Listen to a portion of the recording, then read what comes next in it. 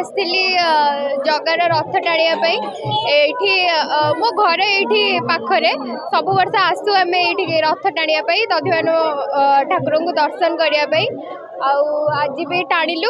आज पाग भी बहुत भल देछि, लोक भिड़ भी अच्छा बहुत आउ प्रशासन व्यवस्था भी ठीक ठाक अच्छी, बहुत भल अच्छी। लोक मैंने सुरक्षित रथ टाणी पारुचंदी, दर्शन भी करि पारुचंदी, बहुत भल लगुच। आज महाप्रभुंकर श्रीगुंडीचा यात्रा मफसल वर्षार जो प्रादुर्भाव थिला काली राति आमे माने व्यथित थिलु किभली महाप्रभुंकर सब नीति हम जहा सका वर्षा नभु महाप्रभु आज 6टा बेले स्नान सारी महाप्रभुंकर नीतिकांति आरंभ करागला।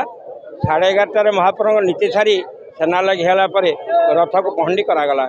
रथ उपरे पहंडी परे परे आपण मैंने तो सब देखुं जहाँ हूँ लोकंर समागम बहुत बढ़िया होता। खरार प्रादुर्भाव नहीं, पानीर आवश्यकता नहीं। महाप्रभु कर यात्रा रे इंद्रदेव आज संपूर्ण सहयोग करचंती, छाई कर देचंती।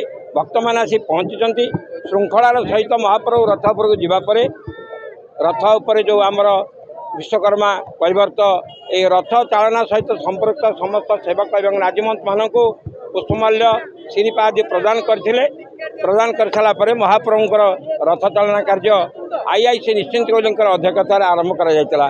आमर आज परम सौभाग्य आम गहणे पहुँची महांगार विधायक श्रीयुक्त शारदा प्रधान महोदय एवं ए मंदिर सोल ट्रस्टी निश्चिंत कोहली तहसीलदार महोदया श्रीमती दमयंती साहू से आमर मंदिर मुख्य परिचालिका से आसी आम यात्रा जोगदे अन्य कार्यवशत जिगिनपुर गले एवं आसे आम कथा आसवे पुणी संपूर्ण सहयोग भक्त मानकर अद्यम उत्साह उद्दीपन महाप्रभु आज श्रीगुंडीचा मंत्र यात्रा कर पहुंचती।